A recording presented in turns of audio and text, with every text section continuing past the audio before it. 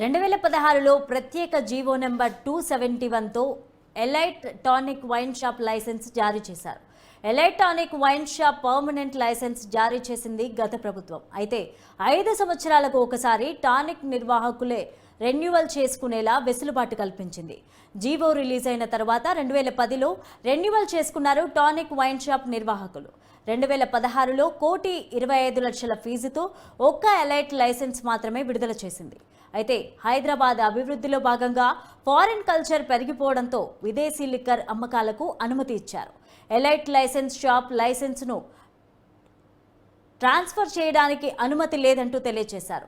హైదరాబాద్లో అనుమతి లేకుండా మరో 10 ఎలైట్ వైన్ షాపులు ఓపెన్ చేశారు. తనిఖీలు పూర్తయిన తర్వాత చర్యలు తీసుకోనున్నారు ఎక్సైజ్ కమిషనర్.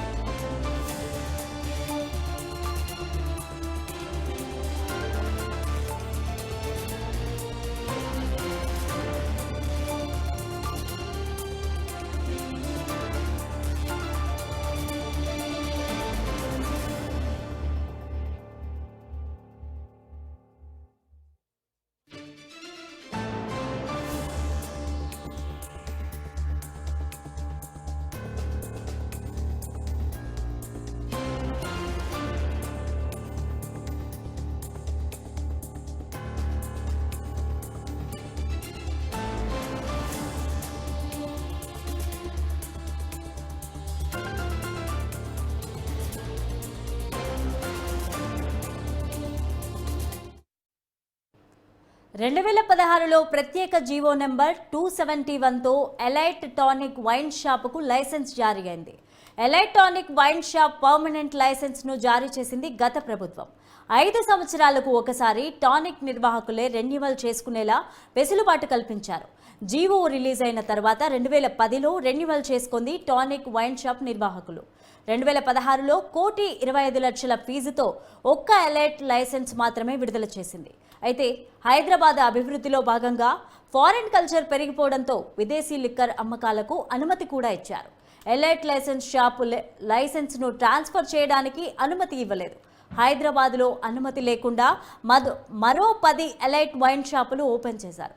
తనిఖీలు పూర్తయిన తర్వాత చర్యలు తీసుకుంటామన్నారు ఎక్సైజ్ కమిషనర్.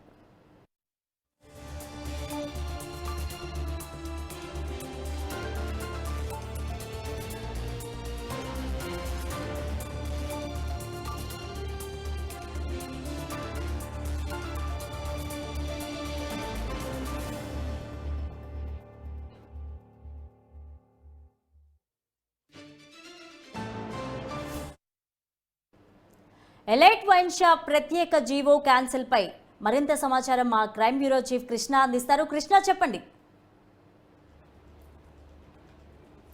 ఈ ఎలైట్ టానిక్ వైన్ షాప్ వ్యవహారానికి సంబంధించి ఎక్సైజ్ అధికారులు దాన్ని సీరియస్ గా స్పందించడం జరిగింది. ఈ కేసులో ఇప్పటికే దాదాపు నిన్న 8 గంటల పాటు ఈ టానిక్ వైన్ షాప్ లో సోదాలు నిర్వహించిన అనంతరం అనేక పలు రికార్డ్స్ ని, ఆ తర్వాత కంప్యూటర్ కి సంబంధించిన హార్డ్ డిస్క్ ను కూడా సీజ్ చేశారు. ఏదైతే ప్రభుత్వం 2016లో ఈ టానిక్ కోసం ఒక జీవోని ఇష్యూ చేసింది, ఆ జీవోలో కేవలం ఈ విదేశీ మద్య అమ్మకాలు జరపవచ్చు, అది కూడా only tonic elite wine shop మాత్రమే. అంతేకాకుండా తెలంగాణ రాష్ట్ర వ్యాప్తంగా ఏ డిపోలోనైనా మద్యం కొనుగోలు చేయొచ్చు అని కూడా కేవలం ఆ ఒక్క వైన్ షాప్ కి లబ్ధి చేకూరే విధంగా బీఆర్ఎస్ ప్రభుత్వం ఏదైతే జీవోలు విడుదల చేయడం జరిగిందో దాని ఎక్సైజ్ శాఖ అధికారులు రద్దు చేశారు.